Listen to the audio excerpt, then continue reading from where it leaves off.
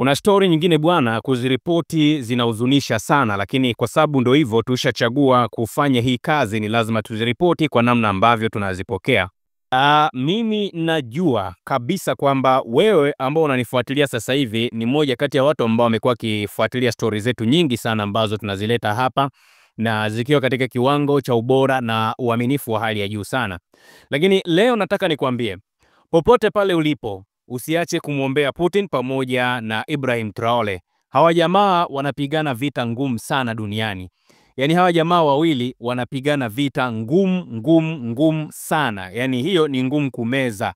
Na kwa nini nasema wanapigana vita ngumu? Kwa sababu wanapigana na mataifa ambayo yamenyang'anywa tonge mdomoni. Kwa hiyo wanalazimika kupambana nayo mpaka kieleweke.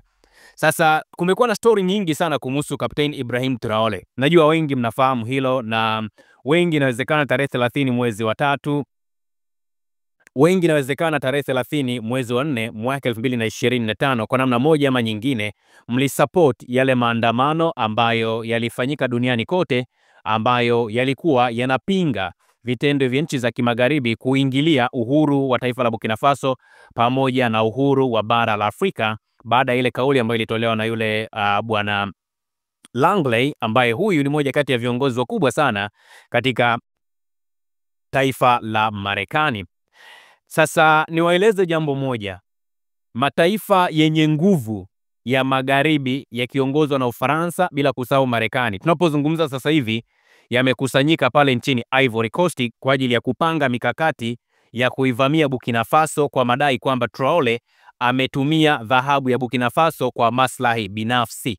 Sio kama mnanielewa. Mtakumbuka ile juzi wakati tumeleta ile ripoti juu ya ile jaribio la mapinduzi la kumpindua Kapteni Ibrahim Traore, ambalo lilifanywa katikati ya mwezi wa 4, tuliwaeleza kwamba moja kati ya wafadhili wakubwa wa mapinduzi yale ilikuwa ni Ivory Coast, ambapo ndiko zilikofanyika mission zote za kutaka kumpindua bwana Captain Ibrahim Traore.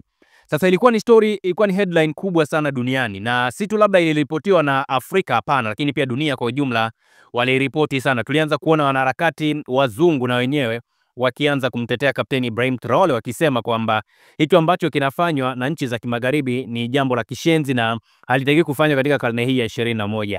Na sisi tunasema halitakiwi kufanywa tena katika karne ya 21, hata karne nyingine yoyote ile ambazo zinafuatia. Sasa baada ya hili tukio kugundulika kwamba viongozi kutoka Marekani, Ufaransa na mataifa mengine wamekutana pale Ivory Coast, unaambiwa kwamba Urusi imetuma vikosi maalum ambavyo vimepewa mafunzo ya ustadi wa kipekee, na wamepelekwa pale nchini Burkina Faso na wamepewa maagizo. Unajua huwa kuna maagizo ya kamanda, lakini wamepewa maagizo na amiri jeshi mkuu wa Urusi, ambaye pia ndiye rais wa jamhuri hiyo ya Urusi anayefahamika kama bwana Vladimir Vladimirovich Putin, na wamepewa maagizo ya kulinda urais wa Burkina Faso pamoja na kumlinda Captain Ibrahim Traore. Yani hii ni agizo la msingi kabisa ambalo limeagizwa na rais wa Urusi bwana Vladimir Putin. Na niwaambie kwa nini rais Vladimir Putin ameamua kufanya hivyo, kwa sababu amegundua kwamba Ibrahim Traore ni aina ya kiongozi ambaye anahitajika kwenye karne hii ya 21.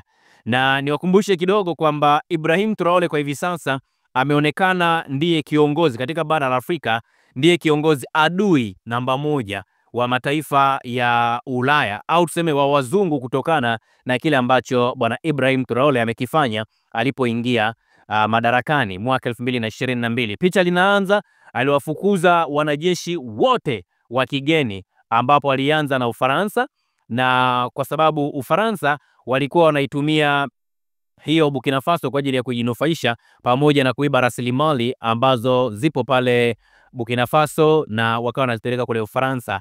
Sasa Kapteni Ibrahim Traore alipoingia madarakani akasema, sisi tutachimba dhahabu zetu sisi wenyewe kwa ajili yetu na sio kwa ajili ya Ufaransa. Na hata rais wa Ufaransa alipoomba kurejesha majeshi yake kama sehemu ya uhusiano mzuri, Traore alisema kwamba una uhusiano na Marekani na Brazil, vipi huko pia una majeshi yako au ni gani? Ilikuwa ni majibu fulani hivi ya kejeli sana. Na mtakumbuka hivi juzi hapo niliwaletea pia ile story ambayo inamhusu Kapteni Ibrahim Traore, ambapo amenunua zaidi ya magreda 1000 na magari mengine kwa ajili ya kusaidia juhudi mbalimbali za ujenzi wa barabara katika taifa hilo la Burkina Faso, na Kapteni alikabidhi vifaa hivyo kwa wakandarasi wazawa wa ndani ambao watatumia hivyo vifaa kwa ajili ya ukarabati wa hizo barabara. Na moja kati ya yale ambayo aliyazungumza Kapteni wakati akikabidhi hayo matrekta 1000, alisisitiza haja ya kutengeneza barabara katika udharura wake, lakini katika ubora wa hali ya juu, na anasema hizo barabara zinatakiwa zitoke mashambani na zifike mpaka sokoni. Yani kwa mfano kama labda uko Iringa, uko Mbeya huko, basi barabara itoke ndani kabisa huko Mfindi, Mtili, huko Mdablo kabisa kule ndani, na ziende moja kwa moja labda mpaka Iringa mjini, au barabara zitoke huko ndani Tukuyu kabisa huko, halafu zielekee mpaka Mbeya mjini Mwanjelwa pale, kwa ajili ya wakulima kuweza kusafirisha mazao yao bila kuwa na changamoto yoyote ile, lakini pia wasafirishe mazao pasipo kuharibika.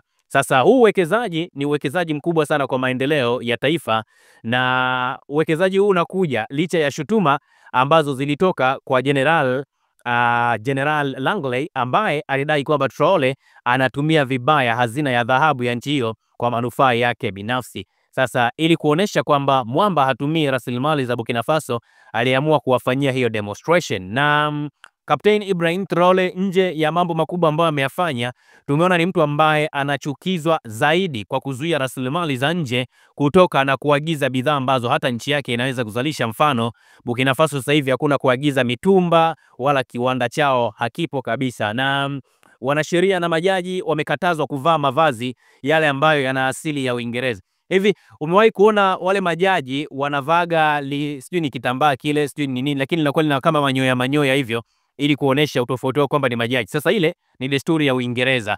Sasa kwa pale Burkina Faso sasa hivi imepigwa marufuku kabisa, hakuna jaji ambaye atavalia mavazi ya namna ile. Anasema kwani ukivaa mavazi tu ya kawaida hauwezi ukatoa hukumu kama jaji? Kwa hiyo sasa hivi pale Burkina Faso huwezi kuona wigi hata moja, wigi la Kiingereza. Sasa hivi wanavaa mavazi ya kawaida kabisa, ni majoho fulani hivi ambayo yana vishikizo vingi, lakini sio tena kuvaa hayo mawig. Anasema hiyo na yenyewe ni aina ya ukoloni ambao bado unaendelea. Na mnakumbuka pia Kapteni Ibrahim Traore amezidi kuwachukiza zaidi wazungu baada ya kukataa kabisa kuhudhuria kwenye zile sherehe za uapisho wa Donald Trump. Wakati akiapishwa kuwa rais wa 47 wa Marekani, alialikwa, lakini jamaa aligoma, ila hakueleza sababu za kwa nini hajaenda. Kama haitoshi, bwana Kapteni Ibrahim Traore katika kipindi chake tu hiki cha miaka 2 naenda kukamilika 3, amegomea kabisa kujenga misikiti. Wale wa Saudi Arabia, sinakumbuka waliomba ijengwe misikiti 200 nchini humo, na akasema kwamba hizo fedha zinatakiwa kuwekezwa kwenye vitu vingine ili kusaidia watu wa Burkina Faso na sio kuwasaidia Waislamu peke yake. Yani hapa unaona Saudi Arabia kuna kakitu walitaka wakaingize kaudini fulani hivi pale Burkina Faso, lakini mshikaji akasema okay fine, mimi siwezi kuzipokea hizo fedha kwa ajili ya ujenzi wa misikiti. Kuna misikiti mingi sana hapa Burkina Faso, makanisa mengi hata hayajai watu. Kwa nini mnawekeza hizo fedha nyingi sana kwa ajili ya kujenga hiyo misikiti? Akasema fedha zipelekwe zitengeneze mambo mengine. Kwa hiyo wanamchukia kwa sababu yeye ameukataa uchawa. Unaelewa Na Kapteni Ibrahim Traore ameukataa uchawa, na ndio maana sasa hivi wanafunzi wa vyuo vikuu pale Burkina Faso watakuwa wanalipwa mpaka watakapopata kazi. Lakini pia Traore ametangaza kwamba nchini Burkina Faso elimu sasa hivi itatolewa bila malipo kuanzia chekechea hadi ngazi ya chuo kikuu. Hii ni moja kati ya jambo ambalo lilitoa shangwe sana kwa watu wa kule Burkina Faso. Kwa hiyo mchikaji, ni ukweli anachukiwa, si kwa sababu labda ni mbaya wa sura au ana roho mbaya, hapana, ila anachukiwa kwa sababu yeye ameamua zile rasilimali za Burkina Faso zitumike pale pale Burkina Faso na ziwanufaishe watu wa pale Burkina Faso. Kwa hiyo kutokana na majaribio haya ambayo yamefanywa, tunapozungumza kwa sasa, nimewaambia ni kwamba kuna vita kali sana pale Afrika Magharibi. Yani hii vita ambayo mnaiona ya sijui Ukraine pamoja na Urusi, sijui Israel pamoja na Yemen, sijui Israel na Palestina, hizo ni cha mtoto. Ila vita ambayo ipo kali sana ni ya huo ukanda wa Afrika ya Magharibi. Na sababu, mtakumbuka wale ambao huwa mnafuatilia sana kile ambacho nakizungumza, nimewahi kuambia kwamba baada ya Marekani kugundua kwamba hiyo vita ya Urusi na Ukraine imewashinda, niliwaambia watatafuta vimigogoro vingine ambavyo watahakikisha sisi wa Afrika wanatuingizani, tutake tusitake, lazima tutaingia kwenye migogoro. Na sasa hivi ndicho ambacho mnakiona. Kwa hiyo sasa hivi kuna mgogoro mkubwa sana unaendelea kati ya zile nchi ambazo zipo Afrika Magharibi pamoja na mataifa ambayo yapo Ulaya, hasa ambayo yalikuwa yananufaika pale nchini Burkina Faso. Na Traore kama nilivyosema amegoma kabisa kutumika.